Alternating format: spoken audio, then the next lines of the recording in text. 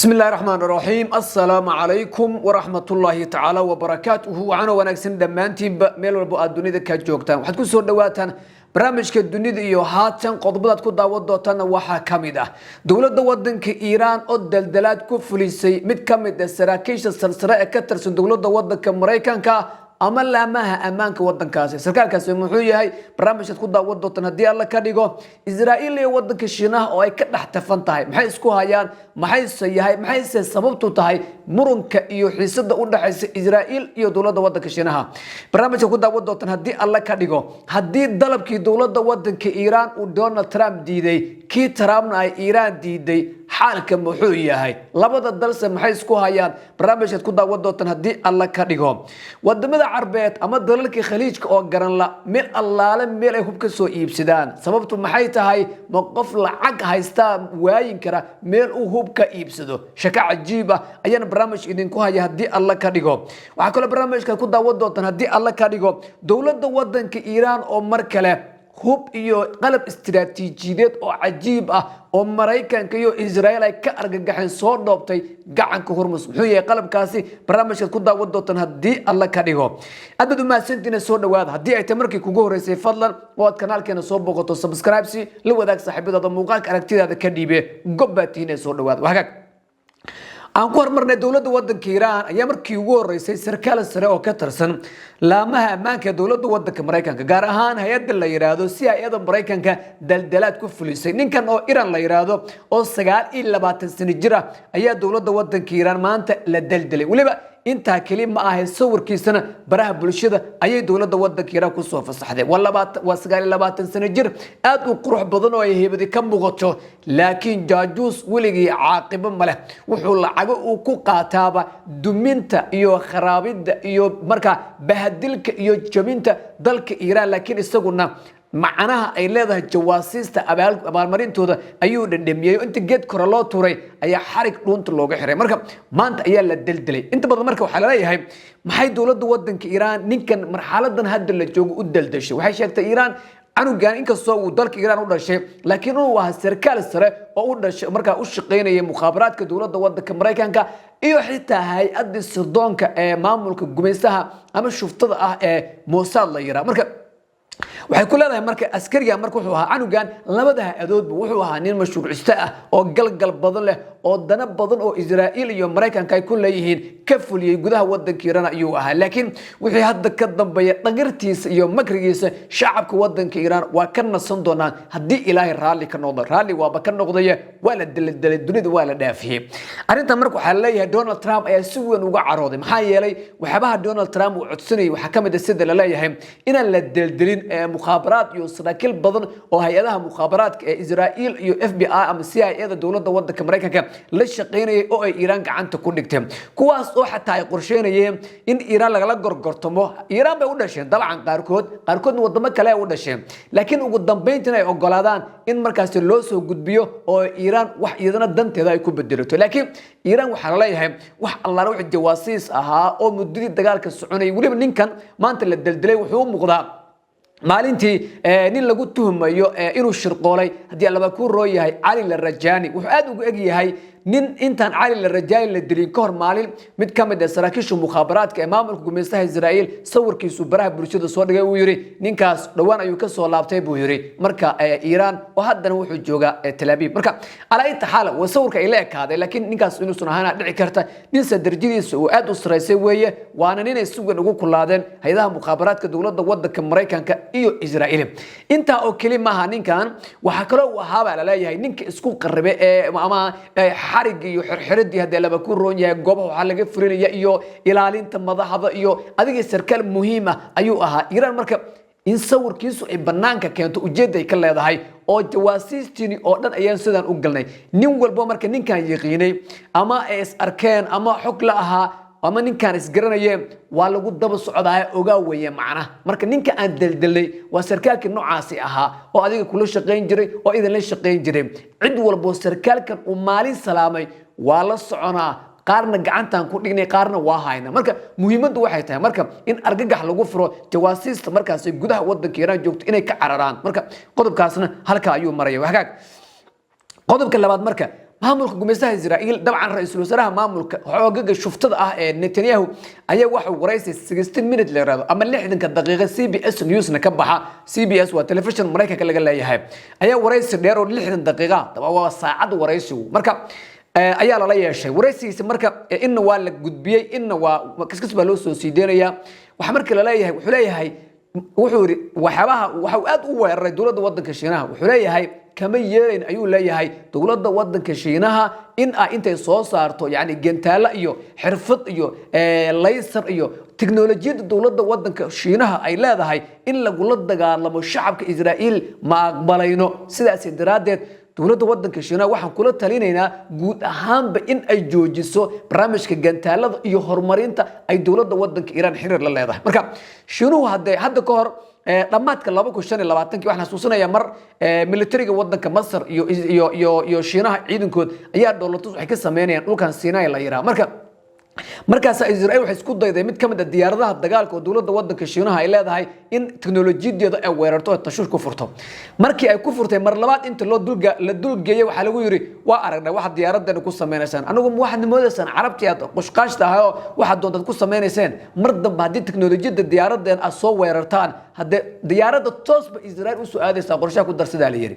hadii mar dambe tashuush aad isku daydaan in diyaarada ku furtaan diyaarada toos waxay soo aadi doontaa ma garanaysaa Tel Aviv iyo Qudus iyo dhulka xog ku haysataan markii bay faraha ka qaadeen marka tan iyo 2023 wixii dagaalka magaalada Gaza wixii ka dambeeyay waxa la leeyahay Israa'iil iyo Shiinuhu way u kala tulan tahay marka nin walba xiniyihiisu fuulaya laakiin dhinaca kale Israa'iil waxay aad xiriir dhow ula leedahay wadanka Hindiya gaar ahaan Narendra Modi oo ah ra'iisul wasaaraha dawladda wadanka Hindiya inta aan la weerarin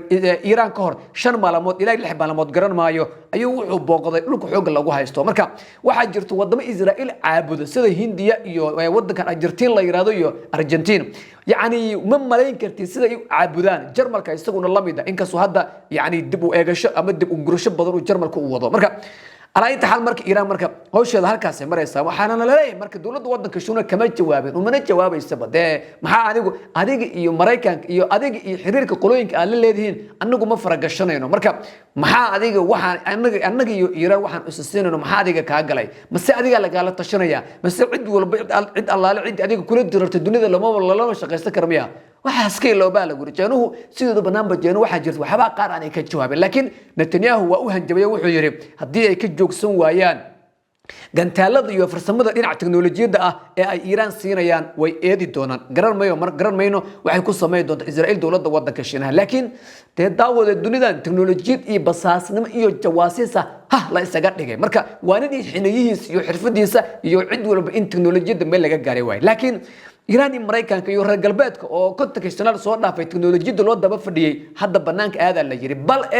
mas'uuliyad ugu sarsalaysan maamulka shuftada ah ee dhulka muslimiinta xoog ugu haysta ayaa wiilal yar oo Turkiya telefoonadooda u dhacayaan waad aragtay Netanyahu oo telefoonkiisa kaamirada xitaa ay markaas shaashad saaran tahay wasiirka gaashaandhigay waceen yani ma malayn kartid hatta Iran ba waxa leeyahay boqol kun oo document in ka badan oo xasaasi ah ayay kala baxday kombiyuutarada ma garanaysaa xasaasiga ah waliba guutada la yiraahdo 8200 waxa la yiraahdaa waa guutada militariga Israa'iil ka tirsan weeyo waa mid hatta sirdoonka Mareykanka ka qeyliyada hay'adaas lacni laantaas marka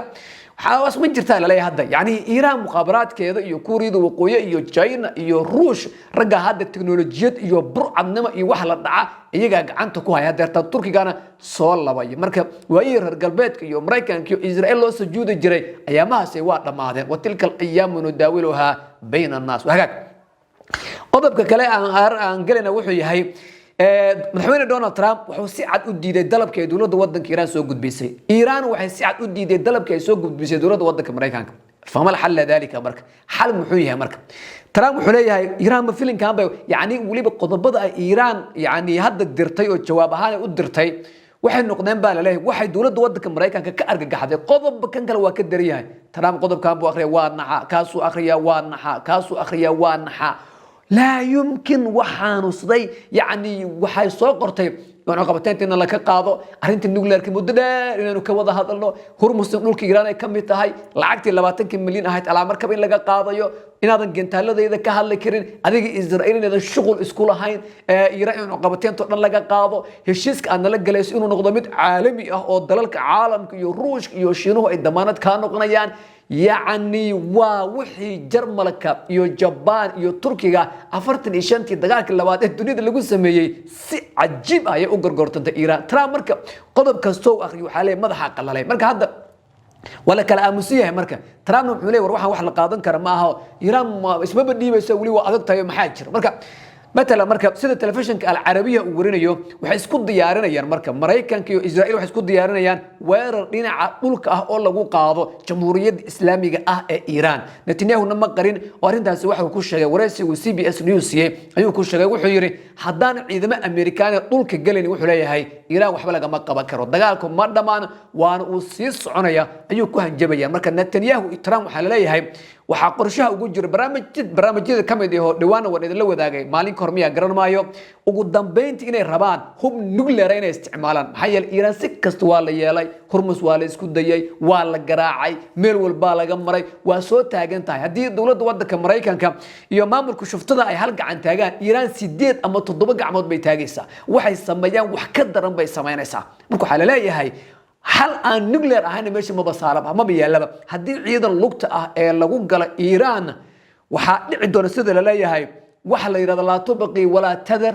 fahal tara lahum min baqiya ciidanka Ameerikaanka ah ee galaya ma soo laaban doona ilaahum ay malaayiin noqdaan maxaa yeelay Iiraan way u diyaar garowday arrintaas qodob kale isla qodobka la xiriiro oo cajiib ahana mid kamid ah barnaamijyadeeda soo socda faafahin dheeraad ay ku jirto ayaan ku wadaagi doonaa laakiin hadda halkan ayaan ku joojinaya alayta xal marka oo halkaas ay maraysaa wadamadii Carbeed oo xaalku ku liito يعني cid hub ka iibsato ay ku kalsoonadaan bay laayihiin dabcan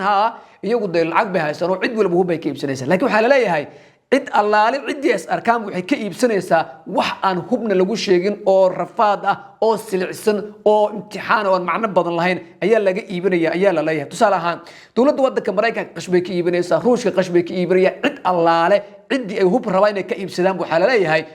qash baa laga iibinaya sidaas jiraadeed marka waa walwalsan yihiin hub allaale mid ka iibsadaan mid ay kalsooni ku qabaan ayay laayihiin sida qaar kamid ah warbaahintu ay warinayaan waagaag qodobka kale ugu dambeeyay soo qaadanana dawladda wadanka Iiraan ayaa mar kale gacanka hormus waxay dhigtay wax la yaabay oo yaani gujisi yar oo aad u tiro badan ninka ciidanka badda wadanka Iiraan ugu sareeyo la yiraahdo Shaham Iiraani la yiraahdo wuxuu leeyahay waxaanu diyaarnay gujisyo ciid ka badan oo hormus oo dhan saas ugu hareeraysan marka miinooyinkiiba waxa ka daran gujisidaas waa kuwa yar waa doomo isqarxinaya isdiyaarinaya arintaas markuu xalaleeyay Mareykanka iyo Israa'iil walwal tiro badan ayay ku haysaa ilaa iyo haddana waa la yaabay markii hore miina la dhigay hormus oo dhan way ugu tala galeen haddana waxay diyaariyeen gujisi yar oo dhulka hoos inta quusaan markabka hoostiisa ka soo baxaydana isku qarxinaya marka maraakiibtii Mareykanka iyo ciidankii badda ee dawladda wadanka Mareykanka iyo Israa'iil waxa la leeyahay wax aan nuclear ahayn qorshaha ugu ma jiro haddii ay isku dayaan waa ku ceebo weeyaan mooye waxba gol kuma qaadanayaan sida la leeyahay marka wararkan ayaa ugu cuslaa kuwii ugu dambeeyay caalamka wadamada Carbeedna cid walba waxay ka iibinaysaa saan hore ku sheegay wax aan hubna ahayn hubna u eg ayay ka iibinaysaa marka kalsoonida ya ka dhuntay ayaa la leeyahay hub walba way iibsadaan waa ka shakinayaan laakiin xasuusnaada hadda balaayin dollar waliba 8.5 bilyan oo dollar ayaa lagu qasbay drones iyo hub dawladda wadanka Mareykanka inay ugu iibsadaan si dhaqaalihii burburay ee dawladda wadanka Mareykanka u soo kabto marka nimankaasi xaalkooda halka ayuu maraya wararkan wixii ku soo korwaan idin la wadaageen hadii alla ka dhigo laakiin Iiraan iyo Mareykanka wali way u tafan tahay Iiraan ciidankeeda heegan buux ayay ku jiraan ilaa hadda diyaar garow culus ayayna muujinaysaa maxaa yeelay daqiiqad kasta wax walba dhici karo wada hadaladiina inay istaagan ayay u badan tahay maxaa yeelay qodobada Iiraan hadda gudbisay lagama tanaasulayo Trump wuxuu rabaa inuu Iiraan qasab tanaasul uga keeno marka waxa la filan karaa waxa la leeyahay waa dagaal culus oo waliba kadis ah waana sababta ciidanka guud ahaan Iiraan ay heegan buuxa ugu jiraan gantaladoodana way diyaarsan yihiin sarkaal saro ka tirsan ciidanka ilaalada kacaanka oo hadlayna wuxuu yiri qoriga ayaan keeb ka haynaa buu waxbana dhulka nagama yaalaan wadamo badan oo Carbeed ayaa moogan hadii dagaalku uu dib u bilowdo dugkum laga dhigan doono dib intaan u kulma doono nabadgelyo